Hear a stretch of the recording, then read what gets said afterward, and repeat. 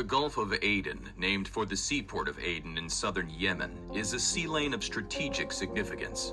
Located in the Arabian Sea between Yemen on the south coast of the Arabian Peninsula and Somalia in the Horn of Africa, the Gulf of Aden is part of the important Suez Canal shipping route. Between the Mediterranean Sea, the Red Sea, the Arabian Sea, and the Indian Ocean. The Gulf is roughly 900 kilometers long. Its width varies. Littoral states of the Gulf are Djibouti, Egypt, Jordan, Saudi Arabia, Somalia, Sudan, and Yemen. It is estimated that the Gulf of Aden is used by approximately 22,000 vessels annually, carrying around 8% of the world's trade, including more than 12% of the total volume of oil transported by sea. Hence, it forms an essential oil transport route between Europe and the Far East. During the Greek conquest to Persia and the Indian subcontinent, the Gulf was discovered as a convenient route to access these regions. The area was included in the Erythraean Sea along the Gulf of Tajura and the Red Sea. Several small islands within the Gulf still bear colloquial versions of the Greek names given to them. Conquerors such as Darius of Persia and Alexander the Great of Macedonia sailed this route, and maps from their era mentioned the Gulf as an extension of the Erythraean Sea. The geography of the Gulf of Aden differs from the surrounding topography in certain aspects. The average depth of the Gulf of Aden is around 500 meters, while the deepest point is 5.5 kilometers at the Alula Fartak Trench. In today's episode, we want to discuss why the Gulf of Aden is dangerous. The Gulf of Aden is known as a hotbed for piracy. Despite being a busy and thriving trade route for vessels across the globe, not all regions of the Gulf of Aden are safe or easily accessible. Piracy has been a major concern for nations that send ships via this route since the 2000s, and it is only recently that there has been a significant decline in these occurrences. Piracy has mainly originated from Somalia and affects the Gulf of Aden, the Gardafoui Channel, the islands near Socotra, and the Somali Sea. Post the 2000 collapse of the Somalian government, there were cases of rampant illegal fishing by foreign vessels. Without the protection of their territorial waters by disbanded Somalian Navy, coastal villages took to arms to keep their areas protected. These groups, using small boats, would sometimes hold vessels and crew for ransom. This grew into a lucrative trade, with large ransom payments. The pirates began hijacking commercial vessels. With the region badly affected by poverty and government corruption, there was little political motivation at the local level to deal with the crisis. Large numbers of unemployed Somali youth began to see it as a means of supporting their families. However, this turned into a lucrative venture, with ransoms bringing in enormous amounts of wealth into the nation. Very soon, this region became a hotbed for piracy and hijackings. Over time, the level of technology and planning with which these hijackings have taken place has been a cause for concern. International organizations began to express concern over the new wave of piracy due to its high cost to global trade and the incentive to profiteer by insurance companies and others. Some believe that elements within Somalia collaborate with the pirates as a bulwark against others and for financial gain. In the late 2000s, anti-piracy coalition known as Combined Task Force 150, including 33 nations, established a maritime security patrol area in the Gulf of Aden. By 2010, these patrols were paying off, with a steady drop in the number of incidents.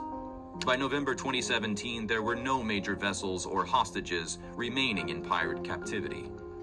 Earlier in 2017, a few incidents of piracy were reported as the navies of Asian and European nations began to more actively rescue hijacked ships, including the bulk carrier OS-35.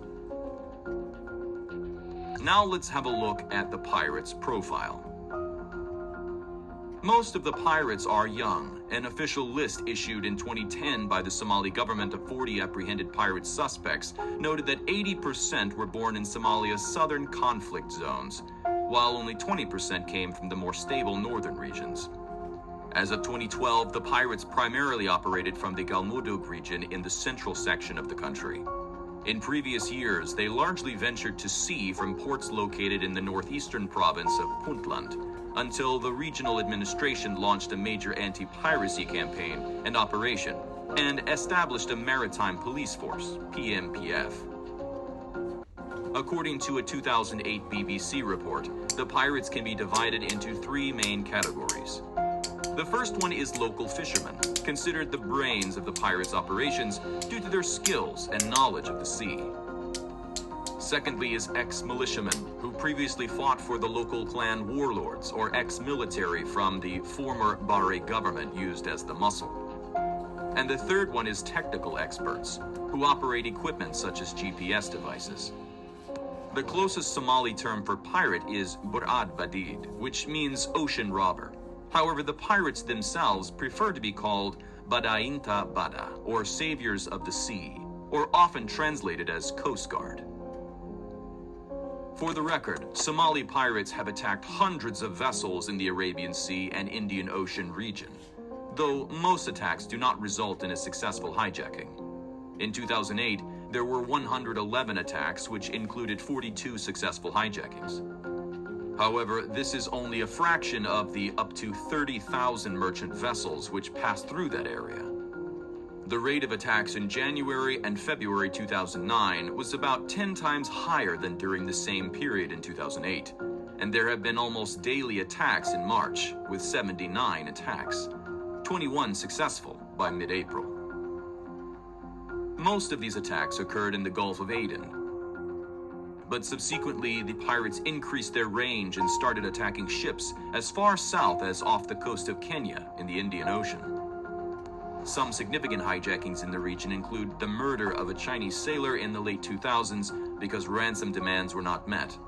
This led to the United Nations adopting a resolution that allowed and authorized nations that sailed in the region to collaborate and repress acts of piracy. This was over and beyond the absolute embargo on Somalia.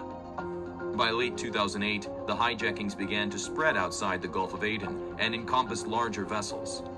The Indian Navy received UN authorization to conduct anti-piracy operations freely in the region. In addition, the Marsk Alabama was also hijacked by 4 Somali pirates, which led to a standoff with the United States naval forces. Ultimately, the vessel was freed and the captain taken hostage was released. The hijacking of a large vessel that was carrying relief aid to Somalia created public awareness of the dangers of sailing to the region. Thereafter, international efforts against piracy rapidly increased, with more successful operations by naval forces. Russian special forces freed an oil tanker in 2010. The Navy SEALs of Korea rescued a Maltese chemical carrier, and the Indian Navy captured multiple pirate motherships over the years. After a lull of almost 5 years, the Aris-13 tanker was hijacked en route to Mogadishu from Djibouti in 2017. The hijacking occurred off the Somali coast, and the crew were released a few days later. Over the past several years, CTF 150 has captured, arrested, and handed over countless pirates to the Somali Coast Guard. Large caches of weapons and drugs have also been seized during smuggling operations. Under UN laws, the force has permission to execute a Visit, Board, Search, and Seize, or VBSS, operation in order to maintain maritime peace in the area.